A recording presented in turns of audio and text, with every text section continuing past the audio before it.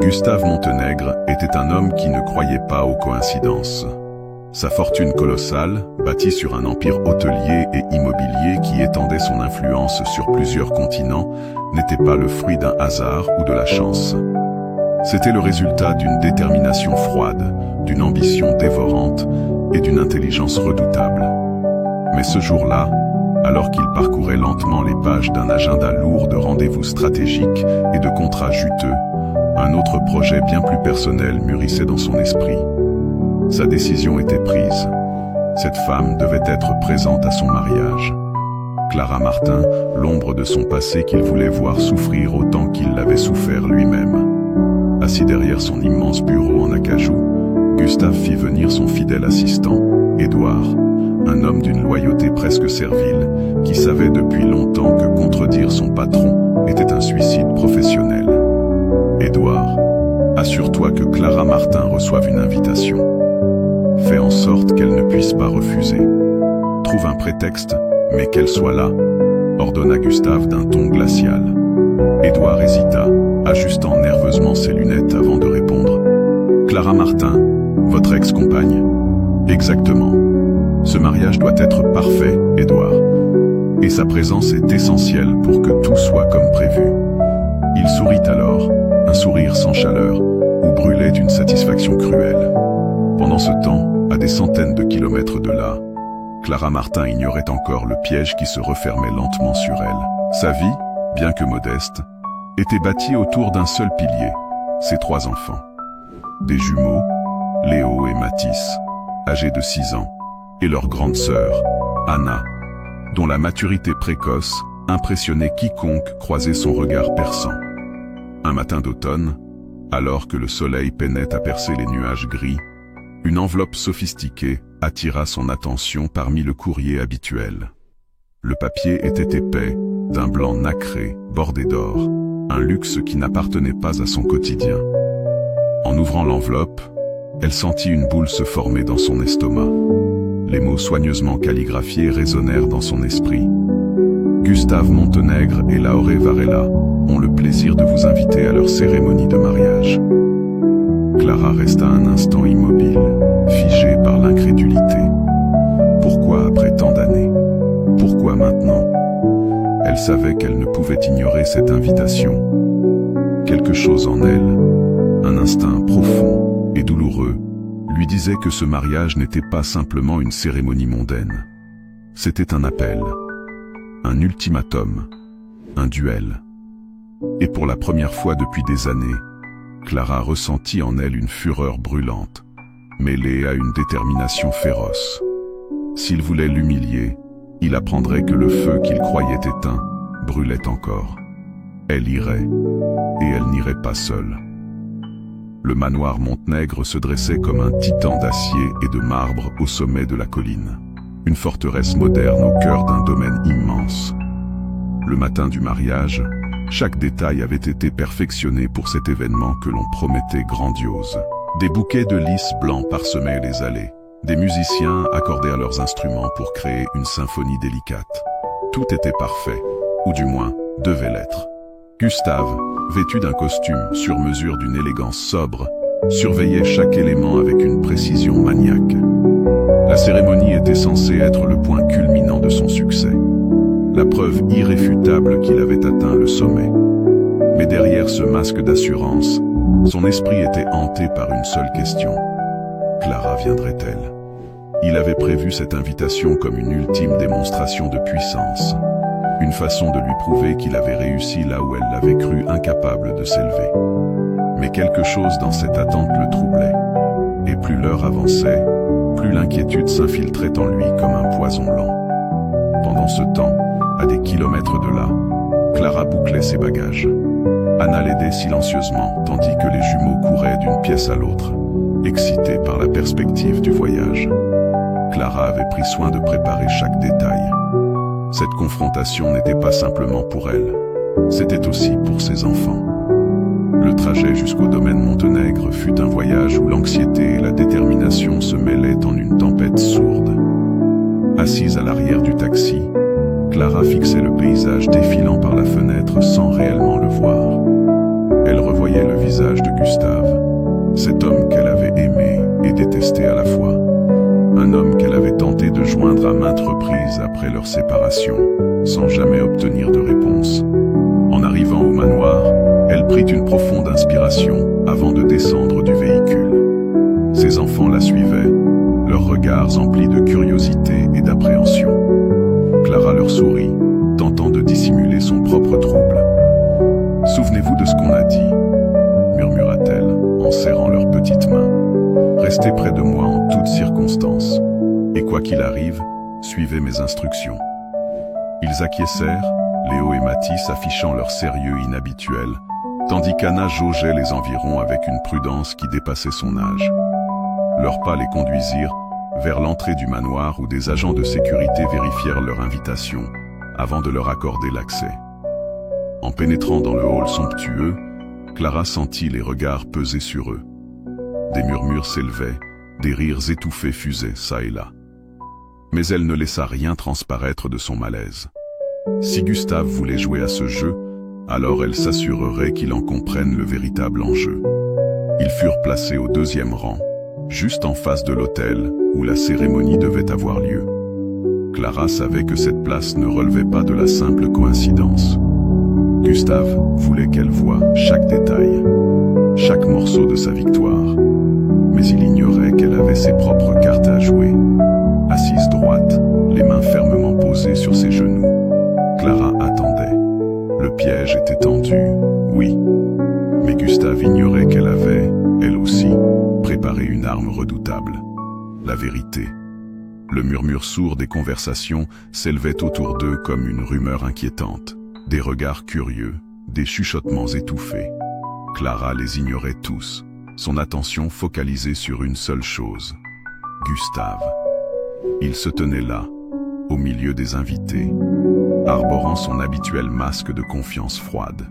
Mais lorsqu'il croisa enfin le regard de Clara, son assurance vacilla. Il avait espéré la trouver abattue, humiliée par sa réussite éclatante. Il n'avait pas prévu qu'elle se présenterait avec ses enfants. Ses enfants. 2 garçons identiques, le visage marqué par des traits familiers qui ne laissaient aucune place au doute. Et une fille dont les yeux brillants semblaient lire en lui, comme dans un livre ouvert. Pour la première fois depuis des années, Gustave sentit le sol se dérober sous ses pieds. Il tenta de masquer son trouble derrière un sourire froid, mais son regard restait obstinément fixé sur les enfants. « Clara » murmura-t-il en s'approchant, ignorant les conversations qui s'interrompaient sur son passage. Clara leva la tête, ses yeux perçant les siens comme une lame bien affûtée. « Ce sont tes enfants, Gustave » dit-elle d'une voix ferme, chaque mot frappant comme un coup de tonnerre. Les murmures autour d'eux redoublèrent. Des invités échangeaient des regards choqués, intrigués, excités par ce drame inattendu qui venait de déchirer la perfection de la cérémonie. « Qu'est-ce que tu racontes ?» bredouilla Gustave, son assurance réduite en miettes. « Tu as voulu m'inviter pour me voir souffrir, n'est-ce pas? Pour exhiber ta réussite, ton pouvoir. Mais il y a une vérité que tu as choisi d'ignorer. Ces enfants sont les tiens, Gustave, et ils ont le droit de savoir qui tu es vraiment. » Gustave resta figé, les yeux rivés sur les 2 garçons qui le fixaient, avec une curiosité mêlée d'appréhension. Quant à Anna, son regard était empreint d'une maturité déconcertante, un regard qui ne se laissait pas facilement berner par des faux-semblants. « Maman, qui est cet homme ?» demanda Léo en tirant doucement sur la manche de Clara. « C'est quelqu'un d'important, mon chéri, » répondit-elle calmement. « Et il est temps qu'il l'assume. » Une voix perça soudain le brouhaha environnant. Une voix tranchante, glaciale, celle de Laure Varela. « Que se passe-t-il ici ?» Tous les regards se tournèrent envers elle. La mariée descendait les marches, sublime dans sa robe blanche immaculée, mais ses yeux révélaient une colère grandissante. Clara se tourna vers elle, son expression aussi calme qu'un océan avant la tempête. « Votre futur mari vient de rencontrer les enfants qu'il a ignorés pendant toutes ces années, » lança-t-elle sans détour. Le silence qui suivit cette déclaration fut si lourd qu'on aurait pu le couper au couteau. Le sourire parfait de Lahore s'effondra, laissant place à une expression dévastée. Gustave. Dis-moi qu'elle ment, supplia-t-elle, sa voix se brisant sur le fil de la réalité. Gustave ouvrit la bouche, cherchant désespérément les mots pour démentir. Mais il savait qu'aucune excuse, aucune justification ne pourrait réparer ce qui venait d'être révélé. Le jour qui devait célébrer sa victoire personnelle se transformait en un champ de ruines. L'atmosphère s'était figée. Ce qui devait être un jour de célébration était désormais un spectacle d'humiliation publique. L'élégance glaciale de Gustave s'était évanouie, remplacée par un visage pâle, creusé par la surprise et l'indignation. Quant à Lahore, sa robe immaculée semblait soudain si fragile, déchirée par l'annonce brutale de Clara.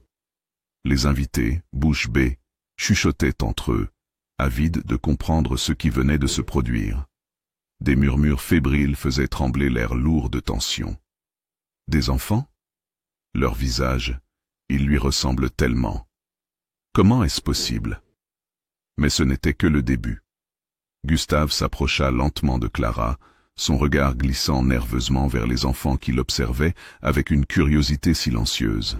« Nous devons parler », déclara-t-il d'une voix aussi tremblante que déterminée. « Je ne vais nulle part sans mes enfants », répondit Clara, sa voix empreinte d'une force tranquille qui transperça Gustave. Il hocha la tête, résigné, et leur fit signe de le suivre. Derrière eux, Lahore fulminait, ses poings serrés le long de son corps frémissant. Ils furent conduits dans une pièce adjacente, à l'abri des regards indiscrets. Mais même derrière ces murs luxueux, l'air restait chargé d'une tension suffocante. « Qu'est-ce que tu cherches à prouver, Clara ?» siffla Gustave en plantant ses yeux dans les siens. « Que veux-tu réellement ?» Clara soutint son regard sans ciller. « Je ne cherche pas à prouver quoi que ce soit. Je veux que tu saches ce que tu as abandonné. Ces enfants sont les tiens. Et ils méritent de connaître leur père. Rien de plus, rien de moins. Comment puis-je être certain que c'est vrai? Répondit Gustave en butant sur ces mots, comme si même l'idée d'avoir des enfants était trop lourde à porter. Clara sortit un dossier de son sac à main et le déposa sur la table qui les séparait. Voici leur certificat de naissance. Et si tu veux des tests ADN, nous les ferons. Je ne suis pas là pour te tromper, Gustave. Je suis ici parce que tu m'as forcé à le faire. Tu voulais me voir souffrir. Très bien. Maintenant, regarde la vérité en face. Le silence qui s'ensuivit était pesant. Gustave parcourut les documents d'un geste tremblant. Son visage était une mosaïque de doute, de colère, mais aussi d'une certaine résignation. Pourquoi ne m'as-tu rien dit? Pourquoi avoir attendu tout ce temps? Clara se redressa, sa voix vibrante d'une fureur contenue. Parce que j'ai essayé. Par tous les moyens. J'ai laissé des messages, j'ai écrit des lettres. Ton père m'a fait comprendre que je n'étais qu'un obstacle à ta carrière. Que tu n'avais pas de temps à perdre avec une femme comme moi, encore moins avec des enfants. Gustave blêmit. Mon père? Oui, Gustave. Ton cher père, toujours prêt à protéger ta précieuse réputation. Peut-être que tu devrais lui demander ce qu'il a fait de toutes les lettres que je t'ai envoyées. Peut-être qu'il pourrait t'expliquer pourquoi chaque appel que j'ai passé restait sans réponse. Le silence reprit ses droits. Et pour la première fois, Gustave parut vulnérable. Mais tandis que ses pensées se bousculaient, une autre présence se manifesta. Lahore, qui avait suivi la scène de loin, finit par perdre patience. Elle se précipita dans la pièce, son regard fou de rage. « Alors c'est ça? Tu comptes tout détruire pour elle? Pour ses enfants? Tu ne réalises donc pas ce que cela signifie pour nous? Pour tout ce qu'on a construit ?» Gustave se tourna vers elle, sa voix aussi cassée que son âme. « Je ne savais rien de tout ça, Lahore. Rien du tout. Mais je dois découvrir la vérité. » « La vérité, reprit-elle en éclatant d'un rire amer. La vérité est que cette femme est ici pour ruiner notre mariage. Elle se fiche de toi. Elle veut juste te salir, te traîner dans la boue. Tu te trompes, répondit Clara en la défiant du regard. Je ne suis pas là pour vous détruire. Je suis ici pour mes enfants. Parce qu'ils ont droit à des réponses. Quoi que tu en penses, cela ne changera rien. Lahore resta immobile, sa fureur trahie par le tremblement de ses mains. Gustave savait qu'il devait faire un choix. Mais chaque mot qu'il prononçait semblait peser une tonne. « Si ce que tu dis est vrai, » reprit-il en se tournant vers Clara, « alors, nous ferons ces tests. Et s'il s'avère qu'ils sont vraiment mes enfants, alors je prendrai mes responsabilités. » « Parfait, » répondit Clara sans l'ombre d'une hésitation. « Mais ne t'attends pas à ce que je me réjouisse de ta soudaine volonté d'assumer ton rôle. J'ai appris à vivre sans toi, et eux aussi. Alors pourquoi venir ici? Pourquoi me confronter aujourd'hui, devant tout le monde ?» Clara le fixa, son regard empli d'une force qui le déstabilisa. « Parce que tu m'as invité, et que tu m'as poussé à bout. Maintenant, c'est à ton tour de faire face aux conséquences. » Les jours qui suivirent furent une épreuve d'une intensité féroce. Gustave se débattait avec un tourbillon d'émotions contradictoires, le doute, la culpabilité, la colère, mais aussi une sorte de curiosité douloureuse qui refusait de s'éteindre. Les tests ADN avaient été effectués en toute discrétion. En attendant les résultats, Gustave tentait de masquer la tourmente intérieure qui le rongeait. Mais les regards échangés avec Clara, aussi acérés que des lames, ne faisaient qu'aggraver sa confusion. Quant à Lahore, elle s'était murée dans un silence glacial. La cérémonie avait été annulée, officiellement pour des raisons de complications imprévues. En réalité, c'était le chaos. Un matin, Gustave se trouvait seul dans son bureau, relisant une lettre qu'il avait reçue la veille de son père. Roberto Montenegro, le patriarche impitoyable, qui dictait la conduite à tenir avec l'arrogance d'un souverain. Règle ce problème avant qu'il ne détruise tout ce que nous avons construit. Mais Gustave comprenait que ce problème n'était pas celui que son père imaginait. Ce problème, c'était lui. Les résultats des tests arrivèrent enfin, et la vérité fut révélée. « Ce sont mes enfants », murmura Gustave, la voix brisée par l'émotion, alors qu'il tendait le dossier à Clara. Son regard s'attarda sur les jumeaux qui jouaient innocemment avec des puzzles dans un coin de la pièce.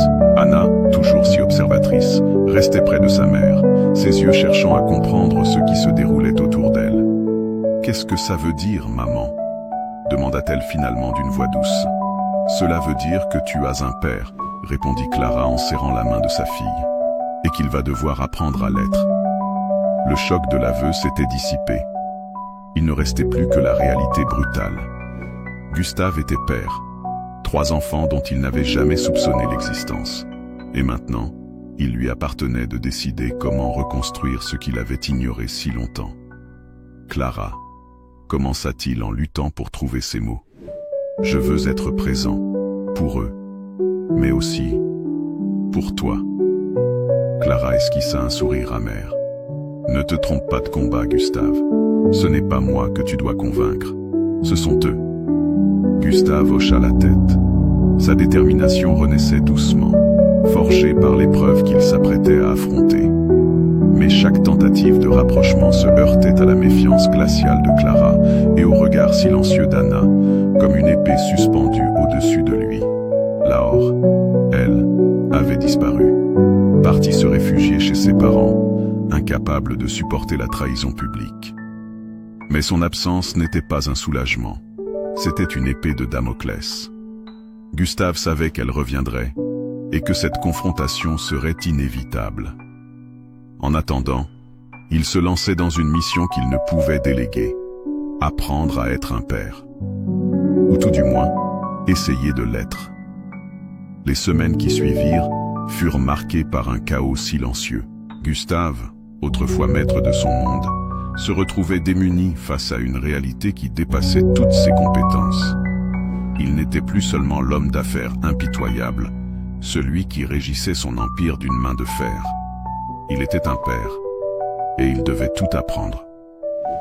Clara, toujours sur la défensive, observait ses efforts avec une prudence teintée de scepticisme. Elle savait que Gustave tentait sincèrement de créer un lien avec les enfants, mais elle n'avait pas oublié les années d'ignorance et de mépris. Anna restait la plus difficile à atteindre. La fillette, bien plus mûre que son âge ne l'indiquait, gardait une distance froide avec cet homme qui prétendait vouloir devenir son père. Les jumeaux, eux, semblaient plus enclins à accepter sa présence, curieux de découvrir ce que signifiait avoir un père. Pourtant, Gustave persévérait. Chaque jour, il trouvait une manière de se rapprocher d'eux, de jouer avec Léo et Mathis, de répondre aux questions d'Anna, même lorsque celle-ci s'avérait aussi tranchante que des lames. Mais les ombres du passé continuaient de rôder. Un matin, alors que Gustave revenait d'une longue nuit de réflexion dans son bureau, il trouva Clara assise sur la terrasse, le regard perdu dans l'horizon. « Que comptes-tu faire, Gustave ?» demanda-t-elle sans même tourner la tête. « Ce que je dois faire, être là pour eux, pour toi, essayer de reconstruire ce qui peut l'être. » Clara laissa échapper un rire amer. « Et Lahore, ta famille, ton empire, tu crois vraiment qu'ils accepteront cette nouvelle réalité ? Je n'en ai aucune idée, avoua-t-il. Mais cela n'a plus d'importance. Ce qui compte, c'est eux, toi. Et si je dois renoncer à tout le reste pour le prouver, alors je le ferai. » Clara le fixa longuement, cherchant à déceler une faille dans cette déclaration qui paraissait trop sincère pour être réelle. « Les mots sont faciles, Gustave, mais si tu veux vraiment changer, tu devras le prouver. Pas seulement à moi, à eux. » Il hocha la tête, conscient de la difficulté de la tâche qui l'attendait. Et le temps commença à faire son œuvre. Les jours devinrent des semaines. Gustave s'impliqua dans chaque aspect de la vie des enfants. Il apprit à connaître leurs goûts, leurs peurs, leurs rêves. Il renonça à certains contrats, réorganisa ses priorités, plaça enfin ce qui comptait vraiment au sommet de son existence. Clara, de son côté, se battait contre ses propres doutes. Gustave semblait changer, mais était-ce seulement une illusion ? Une simple tentative de se racheter par culpabilité ? Puis, il y eut cette nuit-là, une nuit où les étoiles brillaient d'une intensité rare. Gustave était assis dans le jardin, une couverture posée sur l'herbe, tandis qu'Anna s'asseyait à ses côtés, enfin prête à lui parler. « Pourquoi as-tu mis autant de temps ?» demanda-t-elle, sa voix douce trahissant une douleur contenue. « Parce que j'étais un lâche. Parce que je refusais d'accepter une vérité qui aurait tout changé. Et j'avais peur de ce que cela signifiait. » Anna l'observa longuement avant de baisser les yeux. « Je ne te déteste pas, tu sais. Mais je ne sais pas si je peux te faire confiance. Je comprends. Et je ne m'attends pas à ce que tu me pardonnes tout de suite. Mais je vais continuer d'essayer. Parce que tu le mérites. Vous tous, vous le méritez. » Pour la première fois, Anna esquissa un sourire sincère. Un sourire fragile, mais porteur d'espoir. Et Gustave comprit que ce combat ne serait jamais réellement terminé. Il faudrait du temps, du courage, de l'amour. Mais pour la première fois de sa vie, il savait ce qu'il devait faire. Clara, qui observait la scène de loin, sentit les larmes lui monter aux yeux. Peut-être que tout n'était pas perdu. Peut-être que cet homme qu'elle avait autrefois aimé pouvait encore devenir celui qu'elle espérait. Un homme capable d'aimer. L'histoire de Gustave, Clara et leurs enfants n'était pas celle d'un simple affrontement entre le passé et le présent. C'était celle d'un cheminement douloureux vers la rédemption, l'acceptation et l'amour. Ce voyage semé d'embûches, où chaque pas résonnait comme une bataille intérieure, avait permis à chacun de découvrir une vérité essentielle. Le bonheur ne se mesure pas en pouvoir ou en richesse, mais en la capacité à aimer sincèrement. Gustave, autrefois figé dans son arrogance et son désir de vengeance, avait découvert une vérité qui surpassait tout ce qu'il croyait posséder. Il avait appris à se défaire de l'illusion de contrôle pour embrasser l'incertitude et la beauté du lien familial. Clara, quant à elle, avait retrouvé une force qu'elle croyait perdue.